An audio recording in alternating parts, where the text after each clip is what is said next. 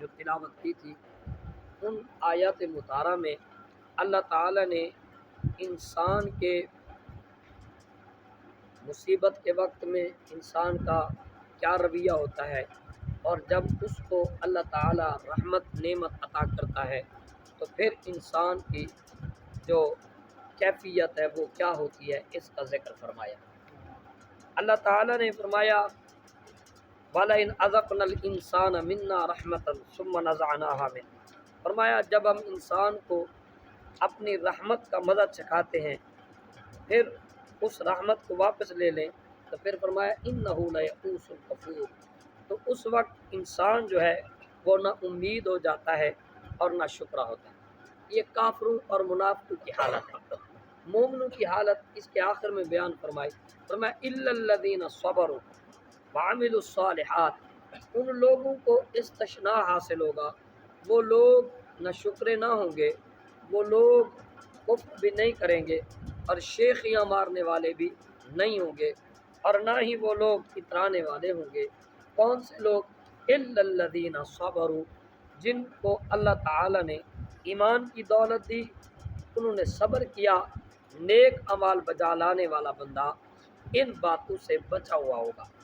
اللہ فرمایا جن کی یہ صفت ہوگی اولئک لہم مغفرۃ واجر کبیر، فرمایا ہم نے ان کے لیے مغفرت اور بہت بڑا اجر تیار کر رکھا ہے۔ آج کی آیت میرے بھائیوں بڑی اہم ہے اور بڑی سمجھنے سے تعلق رکھتی ہے۔ آج کی آیت مطالعہ میں اللہ تعالیٰ نے اپنے محبوب کو تسلی عطا فرمائی ہے۔ آپ کو رنجیدہ دل ہونے سے اللہ تعالیٰ نے منع فرمایا ہے۔ آقا دو عالم نور مجسم صلی اللہ علیہ وسلم مکہ پاک میں تبلیغ کو جاری رکھے ہوئے تھے، اور بدلے میں طرح طرح کی تکالیف اور طرح طرح کے مصائب کا سامنا فرما رہے تھے۔ تو پھر جب بہت سی باتیں اکٹھی ہوئیں تو اللہ تعالیٰ نے اپنے محبوب کو تسلی دینے کے لیے آیت مطالعہ نازل کی۔ آیت کا ظاہری ترجمہ پڑھو گے تو شاید آپ کے دل میں خیالات کچھ اور ہوں، اور جب اس کو ہم سمجھیں گے تو انشاءاللہ وہ تمام باتیں جو دل میں پیدا ہوں گی ختم ہو جائیں گی۔ ذرا پہلے ہم آیت کا ظاہری معنی ایک مرتبہ پھر پڑھتے ہیں۔ اللہ نے فرمایا فَلَعَلَّكَ تَارِكٌ بَعْدَ مَا يُوحَىٰ، اب باتوں کو ذرا سمجھنا میرے دوستوں۔ لعل کلام عرب میں جو لعل کا لفظ ہے نا، لعل یہ شاید کے لیے استعمال ہوتا ہے، اور شاید شک کو جگہ دیتا ہے۔ ایسے نہ کوئی آپ کو کہے شاید یہ بات ایسے ہے تو آپ کے دل میں فوراً خیال پیدا ہو جائے گا کہ شاید یہ جو بات کر رہا ہے یہ یعنی کہ وہ پکی بات نہیں ہے، ہو سکتا ہے، ایسے ہو سکتا ہے۔ اب ذرا اسی بات کو ذہن میں رکھیے گا، پہلے لفظ کو ذہن میں رکھیے گا۔ اللہ نے فرمایا فَلَعَلَّكَ، شاید اے محبوب، تَارِكٌ بَعْدَ مَا يُوحَىٰ، شاید آپ اس جو آپ کے اوپر وحی کی گئی ہے، بعد ما یوحیٰ، جو قرآن وحی کیا جا رہا ہے، شاید آپ اس میں سے کچھ کو ترک کرنے والے ہیں، چھوڑنے والے ہیں۔ کس وجہ سے؟ وَضَائِقٌ بِهِ صَدْرُكَ، کہ آپ کا دل تنگ ہونے والا ہے، اور آپ کا دل تنگ ہونے والا ہے کس چیزوں سے؟ أَن يَقُولُوا لَوْلَا أُنزِلَ عَلَيْهِ كَنزٌ، آپ تبلیغ فرما رہے ہیں اور وہ آپ کو دنیا دار اپنی مرضی کے مطابق بات کہلوانا چاہتے ہیں۔ وہ کہتے ہیں کہ اس نبی کے ساتھ خزانہ کیوں نہیں آیا، یہ نبی غریب کیوں ہے، ظاہری طور پہ اس کے پاس بہت بڑی بڑی بلڈنگیں کیوں نہیں، سونے چاندی کے انبار کیوں نہیں، اس کے پاس جو ہے سونے کی وادیاں کیوں نہیں ہیں، یہ اللہ کا رسول ہے، اگر کائنات کے مالک کا نبی ہے تو پھر اس کے پاس خزانے کیوں نہیں ہیں۔ او جاء معہ ملک، یا پھر یہ اگر کہتا ہے میں نبی ہوں تو پھر اس کے ساتھ ایک ظاہری فرشتہ کیوں نہیں ہے جو اس کے ساتھ ساتھ چلے اور لوگوں کو اعلان کرے کہ یہ اللہ کا رسول ہے۔ اگرچہ اللہ اپنا رسول بھی، اپنے رسول صلی اللہ علیہ وسلم کے ساتھ فرشتہ بھی بھیج دے تب بھی ایمان نہیں لائیں گے، یہ کہیں گے یہ بھی جادو ہے، کیونکہ جب انکار بندے نے کرنا ہو تو انکار ہی بندہ تو تعویل کرتا ہے، وہ کہے گا کہ یہ بھی ٹھیک نہیں ہے، یہ فرشتہ جب ہماری جنس میں، ہمیں کیا پتہ یہ فرشتہ ہے کہ کون ہے، کیونکہ فرشتے کو انہوں نے دیکھا تو نہیں۔ اللہ اکبر۔ تو ان باتوں کی وجہ سے لعل، اب اسی لفظ کے اوپر ساری آیت ہے، شاید کہ آپ جو ہے ترک کرنے والے ہیں وہی کو، یا آپ کا دل تنگ ہونے والا ہے۔ اب اس کا جواب سنیے، جواب توجہ رکھنا میرے بھائی۔ جواب یہ ہے، کیا اللہ تعالیٰ کے ہمارے نبی یعنی ہمارے آقا یا تمام انبیاء میں سے کسی سے یہ متصور ہو سکتا ہے؟ کیا یہ تصور کیا جا سکتا ہے کہ وہ اللہ کی وحی کو ترک کر دیں گے؟ نہیں، ہرگز ایسا نہیں ہو سکتا، نہیں ہو سکتا۔ تو جناب من اس کا جواب کیا ہے؟ علامہ خفاجی رحمۃ اللہ علیہ ایک عظیم بزرگ گزرے اور بہت بڑے عالم تھے، انہوں نے اس کے کچھ جوابات دیے۔ ان جوابوں میں سے ایک جواب میں آپ کی خدمت میں پیش کرتا ہوں جو قریب تر عقل کو سمجھنے کے لیے کافی ہے۔ جناب من اللہ کا لفظ جو استعمال ہوا ہے، قرآن بڑا سونا ہے اور اس میں جو سمجھنے میں لگ گیا تو وہ بھی بڑا سونا ہے۔ جناب من یہ اللہ کا لفظ، علامہ خفاجی رحمۃ اللہ علیہ نے فرمایا اس کا معنی جو ہے کبھی یہ شاید کے لیے آتا ہے اور کبھی یہ تبعید کے لیے آتا ہے، وہ بھی بتاتا ہوں کہ کیا ہے۔ جناب جب یہ اللہ کا لفظ اس کے تین معنی بنتے ہیں، کبھی اس کا اشارہ جو کلام کر رہا ہے اس کی طرف ہوتا ہے، اس کی طرف ہوتا ہے، اور یہ متصور نہیں ہو سکتا کہ اللہ تعالیٰ کو علم نہ ہو، یعنی شاید کی وجہ سے میں نے کہا نا شک میں پڑتی ہے، آپ کی توجہ چاہیے۔ سبحان اللہ۔ شاید بات شک میں ڈالتے، تو اللہ، کیا اللہ بھی شک میں پڑ سکتا ہے؟ اللہ سے شک متصور نہیں ہے، کیوں؟ اللہ تعالیٰ تو ہر چیز کا ازل سے جاننے والا ہے، اس کو تو پتہ ہے، تو اللہ تعالیٰ کی طرف یہ متصور نہیں ہے۔ اگر اس بات میں رسول اللہ صلی اللہ علیہ وسلم پر تانا لگایا جائے کہ شاید آپ چھوڑنے والے ہیں، تو یہ تانا اللہ پہ جائے گا، کیوں؟ اللہ کو تو ازل سے پتہ ہے کہ آپ کبھی بھی وحی کو ترک کرنے والے نہیں ہیں۔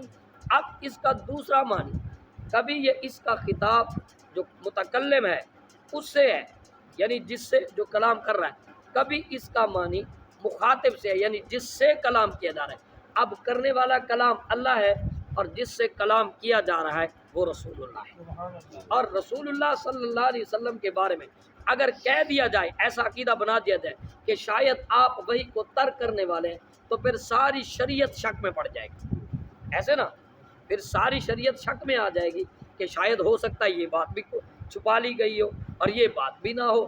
تو یہ اگر کسی ایک بات میں رسول اللہ صلی اللہ علیہ وسلم پر شک کیا جائے تو پھر آپ کی ساری شریعت مشکوک ہو جائے گی۔ اور تیسری بات یہ ہے، تمام امت کا اجماع، امام فخر الدین رازی کا یہ کلام ہے، امام فخر الدین رازی امام المفسرین کہلاتے ہیں، اللہ اکبر، اور آپ کا کلام ہے، آپ فرماتے ہیں تمام انبیاء معصوم ہیں، ایسے نا، تمام انبیاء ہر قسم کے عیب سے، اور شک میں پڑ جانا بھی یہ ایک عیب ہے، اور تو تمام انبیاء جیسے ہر قسم کے شک، ہر قسم کے گناہ سے معصوم ہیں، تو ہمارے آقا تو پھر ہمارے آقا ہے نا، ہمارے آقا تو سید المعصومین ہیں، تمام معصوموں کے سردار ہیں، پھر آپ سے کب متصور ہو سکتا ہے کہ ہمارے آقا کسی بات کو چھپا لے؟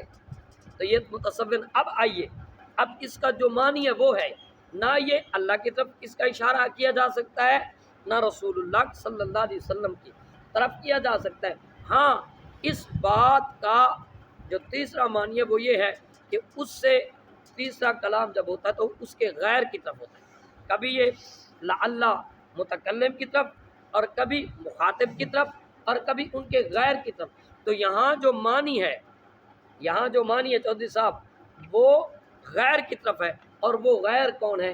وہ غیر کافر ہے۔ فرمایا اے محبوب، اب بات کو سمجھیے کہ کافر شاید یہ چاہتے ہیں، شاید یہ چاہتے ہیں کہ شاید آپ اے محبوب ہم جو ان کو تنگ کر رہے ہیں، ایسے ہوتا نا، بندہ دوسرے کو تنگ اس لیے کرتا ہے کہ شاید میرے مطلب کی بات کر لیں، ایسے نا، اپنے مطلب کو نکالنے کے لیے انسان دوسرے کو تنگ کر دیتا ہے۔ تو کافر بار بار آپ پہ طعن و تشنیع کر رہے تھے، آپ کو گالم گلوچ کر رہے تھے، آپ کی مخالفت کر رہے تھے، کس وجہ سے؟ اس وجہ سے کہ شاید ہو سکتا ہے ہم آپ کو تنگ کریں گے تو آپ شاید جو مذمت والی آیتیں ہیں جن میں بتوں کی مذمت کی گئی ہے یا جو ہمارے کفر کی مذمت کی گئی ہے، شاید آپ اس بات کو ترک کر دیں گے۔ تو اللہ تعالیٰ نے یہ کلام ان کے متعلق کیا، اور بعض ناہنجار اور بعض کچھ ایسے لوگوں نے جو بڑے بڑے پھسل گئے اور اپنے آپ کو بڑا بڑا کہنے والے لگے، جیسے عثمانی نے اس طرح کی بات، شبیر عثمانی نے اس طرح کی بات کی اور اس میں سرکار صلی اللہ علیہ وسلم کے بارے میں ایسی بات کر دی جو نہ کرنے والی تھی۔ اللہ اکبر، کیونکہ ہمیں پتہ ہے کہ شان رسالت میں تھوڑی سی بے ادبی بندے کو کافر کرتی ہے۔ توجہ نہیں ہے تمہاری نوجوانہ، تھوڑی سی بے ادبی سرکار کی، تھوڑی دیکھیں نا، سرکار صلی اللہ علیہ وسلم کی بارگاہ میں صحابہ آتے تھے، جب آپ ان سے کلام فرماتے تھے تو بعض دفعہ صحابہ کو کوئی بات سمجھ نہ آتی نا تو وہ کہتے راعنا راعنا راعنا راعنا، پہلے سپارے میں قرآن میں ذکر ہے اس کا اور 5ویں پارے میں بھی ہے۔ تو صحابہ کہتے تھے یا رسول اللہ ہماری رعایت فرمائیے، ہمیں سمجھ نہیں آئی، دوبارہ ارشاد فرما دیجیے۔ اور ادب کے تقاضے کے مطابق وہ یہ نہیں کہتے یا رسول اللہ سمجھ نہیں آئی، بلکہ ادب کے ذریعے ہاتھ باندھ کے عرض کرتے، کہتے راعنا یا رسول اللہ راعنا، رعایت فرمائیے یا رسول اللہ، ہم پر کرم فرمائیے، ہمیں سمجھ نہیں آئی آپ کی بات، پھر ارشاد فرما دیجیے۔ اللہ اکبر، یہ بات صحابہ تو کہتے تھے ادب کے تقاضے میں، یہودی اور منافق اس بات کو سرکار کی بے ادبی کے لفظوں میں استعمال کرتے۔ ان کے لغت میں راعنا گالی میں کہا جاتا تھا اور اس کا معنی بنتا تھا اے سنو تمہاری نہ سنی جائے، اس کا معنی راعنا کا، تو وہ زبان کو موڑتے تھے، لیم بالسنۃ، قرآن نے کہا، توجہ کہنے آتا سبحان اللہ، وہ کہتے تھے راعنا، اس کا معنی بنتا تھا کہ اے کہنے والے تمہاری نہ سنی جائے، تو وہ گالی دیتے تھے سرکار کو۔ حضرت سعد کو اس معنی کا پتہ تھا، تو آپ نے تو وہ جب سرکار کے سامنے راعنا راعنا کہتے نا، ان کا مطلب معنی کچھ اور ہوتا تھا۔ وہ کہتے تھے، اس کا ایک معنی تھا اے چرواہے، سرکار کو گالی دیتے تھے اور بظاہر وہ کہتے تھے، پھر آپس میں جب اکٹھے بیٹھتے تھے اکیلے تو کہتے تھے پہلے ہم ان کو چھپ چھپ کے گالیاں دیا کرتے تھے، اب ہم ان کو اعلانیہ گالیاں دیا کریں گے۔ تو حضرت سعد نے سرکار کی بارگاہ میں عرض کی یا رسول اللہ یہ تو ظالم آپ کو گالیاں دیتے ہیں، اور آپ نے ان سے مخاطب فرمایا اگر تم نے آج کے بعد رائنا ہمارے نبی کے بارے میں کہا تو میں تمہارا سر قلم کر دوں گا۔ صحابی رسول نے کہا، ان کے خاندان کے لوگ تھے۔ اللہ تو پھر اللہ تعالیٰ نے سنو میرے بھائیو، اللہ تعالیٰ کو یہ لفظ بھی پسند نہ آیا، حالانکہ صحابہ کا معنی، صحابہ کا تو مطلب کچھ اور ہوتا تھا، لیکن اللہ نے فرمایا یا ایھا الذین آمنوا لا تقولوا راعنا، آج کے بعد اے ایمان والو میرے محبوب کے سامنے راعنا نہ کہنا۔ اللہ اب معنی و مطلب سمجھیے اس آیت کا۔ اس آیت کو سمجھنے کے بعد فلعلک کا، اب فلعلک کا سے مراد کون ہے؟ وہ بے ایمان ہے۔ فلعلک کا تارک بعد ما یوحی، اے محبوب یہ تو آس لگائے بیٹھے شاید، کہو ذرا سبحان اللہ، کیا بات ہے قرآن کی۔ ایسے اللہ اکبر، فرمایا میں اس آیت کو بار بار سمجھتا رہا، مجھے اس آیت کی سمجھ نہیں آئی، میں اللہ کی بارگاہ میں ساتھ عرض بھی کر رہا تھا یا اللہ تیرا قرآن بڑا سونا ہے، اس کا صحیح معنی مجھے سمجھا دے۔ تو اللہ پاک بہت کریم ہے، اس میں تیرا میرا کوئی کمال نہیں ہے۔ میں پڑھ رہا تھا بار بار اس کو، میں کل بھی اس آیت کو پڑھا لیکن میں نے اس کو مجھے پوری سمجھ نہیں آئی، میں نے اس کو کل بیان نہیں کیا۔ آج پھر میں اسی آیت کو، صرف ایک آیت کو پڑھ رہا ہوں، اسی وجہ سے کہ آج مجھے میرے دل میں اللہ تعالیٰ نے وہ بات خود ڈال دی جو رب چاہتا ہے۔ اللہ اکبر کبیرہ۔ تو کیا آیا؟ فرمایا اے محبوب یہ چاہتے ہیں، کیونکہ یہ بات اللہ سے متصور بھی نہیں ہے۔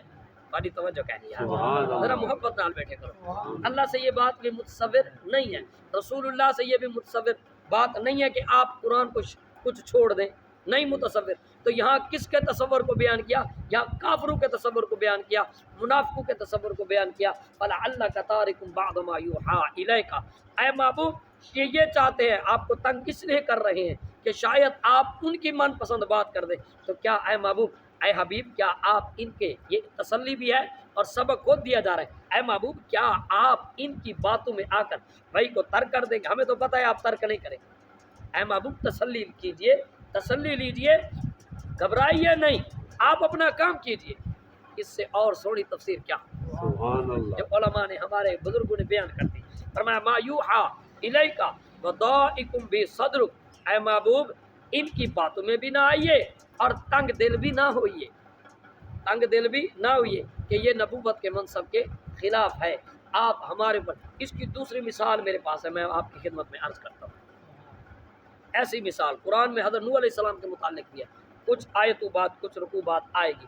اللہ تعالیٰ نے جب نوح علیہ السلام کو ارشاد فرمایا کہ آپ کشتی بناؤ، جب آپ بنا رہے تھے تو اللہ نے فرمایا وَاصْنَعِ الْفُلْكَ بِأَعْيُنِنَا وَوَحْيِنَا وَلَا تُخَاطِبْنِي فِي الَّذِينَ ظَلَمُوا إِنَّهُمْ مُغْرَقُونَ۔ اللہ نے فرمایا اے میرے نبی آپ ہماری ہدایات کے مطابق کشتی کو بناؤ، کشتی کو بناؤ، وَاصْنَعِ الْفُلْكَ بِأَعْيُنِنَا، ہماری نگاہیں ہوں گی، آپ کام کریں گے، ہماری نگرانی میں بناؤ، وَاصْنَعِ الْفُلْكَ بِأَعْيُنِنَا وَوَحْيِنَا، ہماری وحی کے مطابق، وَلَا تُخَاطِبْنِي فِي الَّذِينَ ظَلَمُوا، اور ظالموں کے متعلق ہرگز بات نہیں کرنی ہے۔ انہم مغرقون وغرقون، کیا خیال ہے حضرت نوح علیہ السلام کافروں کے متعلق اللہ کی بارگاہ میں سفارش کرنے والے تھے؟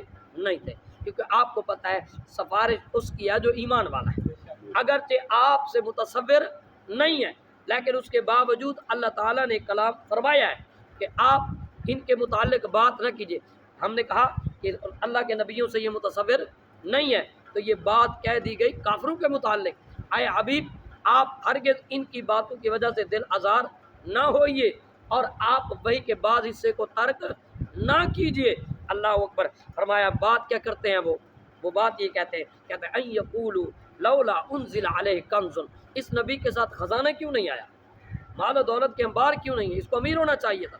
وہ دیکھ رہے تھے دنیا کے امیری کو، اور میرے محبوب تو کائنات کے امیر ہیں۔ او جاء معہ ملک، یا ان کے ساتھ کوئی فرشتہ کیوں نہیں، انہوں نے عرض کر دی ہے اللہ انما انت نذیر، اے حبیب آپ ان باتوں سے بہت بلند ہے، یہ جو باتیں طلب کرتے ہیں یہ تو چھوٹے بچوں والی باتیں کرتے ہیں، آپ کی شان تو بڑی بلند ہے۔ انما انت نذیر، آپ تو اس کے متعلق ڈرا رہے ہیں، اگر اس کو دیکھ لیں تو بے ہوش ہو جائیں، یعنی جہنم کے متعلق ڈرا رہے ہیں، اس کا صرف جھونکا ہی آ جائے تو یہ ان کی روحیں کانپ جائیں۔ فرمایا واللہ علی کل شیء وکیل، اے حبیب آپ نگہبان نہیں، نگہبان تو اللہ کی ذات ہے۔ اللہ تعالی ہمیں اس آیت کی صحیح معرفت اور اس کی برکات عطا فرمائے۔ تمام حضرات ایک مرتبہ علم شریف